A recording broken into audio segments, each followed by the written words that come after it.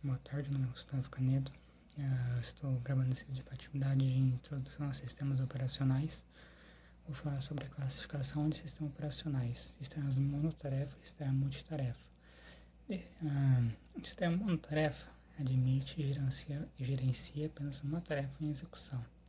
O sistema multitarefa admite e gerencia várias tarefas em processamento concorrente. O sistema monousuário e o sistema multiusuário define a capacidade de gerenciar mais de um usuário ao mesmo tempo, compartilhando recursos de software e hardware. O sistema monousuário admite e gerencia apenas um usuário, não permite que mais de um usuário esteja logado. O sistema multiusuário admite e gerencia vários usuários, permite que mais de um usuário esteja logado simultaneamente. Sistemas monoprocessados e sistemas multiprocessados possuem capacidade de reconhecer e gerenciar computadores com mais de um processador. O sistema monoprocessado somente reconhece e utiliza um processador, com base de exemplo o Windows 98. O sistema multiprocessado reconhece e utiliza mais de um processador. Exemplos do Windows XP, Windows Vista, Windows 7 e o Linux. A interrupção. Durante a execução de um programa, alguns eventos inesperados podem ocorrer, interrompendo o seu fluxo normal de execução e ocasionando desvio forçado. Tais eventos são conhecidos como interrupção. O mecanismo básico é fundamental para o funcionamento de SO, multitarefas. Sempre que ocorre uma interrupção, é só chamado para executar a rotina de tratamento. Antes de realizar o desvio, o SO deve salvar o estado do processo interrompido para que este possa continuar do ponto onde parou, quando voltar a executar. Existem 3 tipos de interrupção: interrupção de hardware, a exceção, interrupção de software. A interrupção de hardware ocorre em consequência da sinalização de algum dispositivo de hardware externo ao processador. Geralmente são os dispositivos de entrada e saída, enviando sinais sobre a operação de entrada e saída, mas também pode ser gerada pelo temporizador. Exemplos de dispositivos que podem gerar essa interrupção de hardware são o mouse e o teclado. A exceção ocorre em consequência de um erro durante a execução de uma instrução do próprio programa. Há exceções que sinalizam a ocorrência de algum erro aritmético e outras que sinalizam erros relacionados à segurança, proteção do sistema. A interrupção de software é, na verdade, uma chamada do sistema realizada sempre quando um utilitário ou aplicativo solicita recursos de hardware ao SO. Os conceitos de concorrência. Compartilhar recursos significa que diferentes usuários ou programas usam os recursos de forma concorrente. Como administrar recursos compartilhados? Os recursos são limitados e assim os mesmos pelos diferentes programas ou usuários precisa de ser controlado e administrado, de forma a enviar possíveis conflitos ou uma alocação por tempo determinado de algum recurso. A concorrência é a capacidade de execução concorrente de tarefas permitindo um melhor aproveitamento de recursos. Uma tarefa pode deixar a CPU por vontade própria quando precisa aguardar por um recurso para interrupção. Em particular, uma interrupção de temporizador provoca a substituição da tarefa em execução, criando uma alternância entre as tarefas. A alternância entre tarefas pode dar a impressão de execução simultânea da tarefa, mas não é o que ocorre.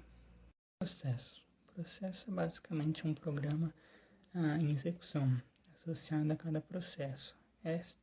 Seu espaço de endereçamento, uma lista de locais da memória a partir de um mínimo, normalmente 0, até o máximo que o processo pode ler e gravar. Periodicamente, o SO decide parar de executar um processo e começar a executar outro. Assim, todas as informações do processo suspenso devem ser salvas em um lugar. A chamada chave do sistema, geralmente de processos, são as que lidam com a criação e com o encerramento de processos. De um processo pode criar um ou mais processos, os quais podem criar processos filhos. Poderemos ter uma estrutura de árvore, processos relacionados que estão cooperando para executar uma tarefa, frequentemente precisam comunicar-se entre si. se sincronizar as suas atividades. Essa comunicação é chamada de comunicação interprocessos. Um processo é um tipo de atividade. Ele tem um programa, entrada, saída e um estado. O único processador pode ser compartilhado entre vários processos, com um algoritmo de agendamento sendo utilizado para determinar quanto vai trabalhar em um processo e assim servir a uma diferente. Embora cada processo seja uma entidade independente, os processos frequentemente precisam interagir entre si. Um processo pode gerar uma saída que outro processo utiliza como entrada. Quando um processo está aguardando uma entrada que não está disponível, ele bloqueia. Também é possível que um processo que está pronto e capaz de executar seja interrompido porque o SO decidiu dedicar a CPU a outro processo temporariamente. Muito obrigado, isso daí foi o término da minha parte. E agora o meu colega vai fazer a continuação da atividade.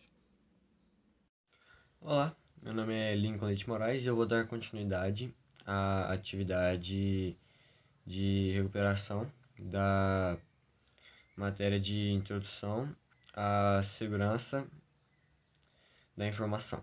Então, primeiro eu quero começar a falar sobre... É um nome muito difícil, então eu vou ler porque eu anotei todos em um papel. Sobre threads, eu acho que é assim que se fala. Threads é a execução de um fluxo de execuções. No caso, ele executa uma ou mais, dois ou mais execuções ao mesmo tempo, rapidamente. Como eu posso explicar isso? Existem dois programas funcionando na mesma sequência, que no caso, como por exemplo, eles não funcionam na mesma sequência se, no caso, eles não precisassem da mesma, como é que fala? Passar pelo mesmo processo. Como eu posso explicar isso? Vamos supor que você tá, sei lá, fritando um pastel, por exemplo. Você precisa fritar o pastel e pegar outro para colocar no potinho para outra pessoa comer. No caso, você não vai precisar fazer ao mesmo tempo as duas funções, porque não está fritando ainda. Então você pode pegar e passar, porque as duas funções não precisam ser feitas assim por dizer ao mesmo tempo.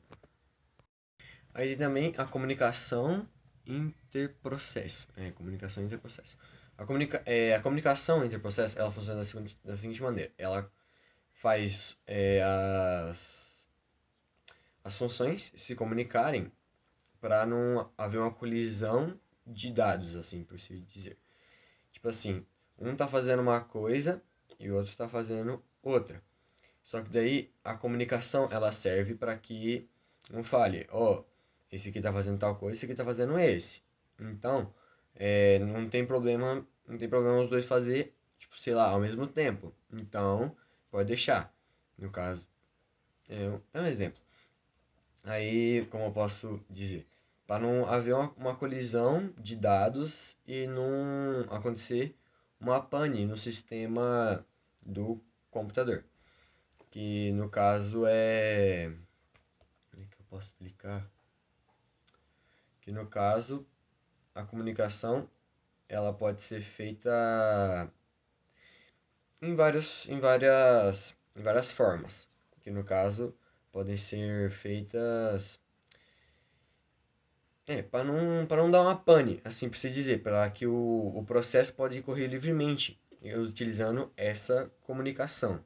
Tá? As condições de corrida, ela funciona da seguinte forma. Existem dois arquivos que têm que possam ter o mesmo nome. Então, no caso, o primeiro que terminar mais rápido, assim por se dizer, ele pode. Tipo assim, existem dois dados, um aqui e um aqui. A hora que, tipo, os dois estão fazendo a mesma coisa e vão, tipo, ter o mesmo nome. O que terminar primeiro, o conseguir fazer tudo primeiro, ele vai poder escolher o nome. E se o outro tiver o mesmo nome, o outro vai ter que trocar, porque o primeiro chegou mais rápido e, consequentemente, vai ter mais, mais liberdade para poder fazer ou colocar o que ele quiser, porque ele chegou primeiro. Então ele tem mais liberdade assim, no caso de eles estarem usando. Isso acontece no caso deles estar usando basicamente dados variáveis compartilhados. No caso, arquivos. Arquivos compartilhados que podem ser acessados normalmente. Então, caso, tipo, sei lá, eu tô gravando aqui e, sei lá, outra pessoa também esteja gravando o mesmo, quase o mesmo vídeo. E ele terminar primeiro e eu ir lá e terminar depois e tentar colocar o mesmo nome que ele, não vai dar certo, porque ele terminou primeiro, então eu vou ter que procurar assim outro nome para poder colocar. Para que o processo de condições de corrida dê certo e não dê tipo nada errado assim para se dizer, existem as sessões críticas. Esse processo ele se certifica de que como é que eu posso explicar? Ele certifica de que nada de algo crítico. O nome já fala. Só que assim, nada de algo crítico nos dados compartilhados ou arquivos variáveis compartilhados, que no caso são os arquivos comuns que nós podemos acessar a qualquer momento. Que essa seção crítica ela faz da seguinte forma: ela não deixa que, como é que eu posso falar? Que o dado compartilhado suma, assim por se dizer. Ela tem a função de poder fazer com que o compartilhamento, assim por o arquivo compartilhado, assim por se dizer, ele possa correr livremente.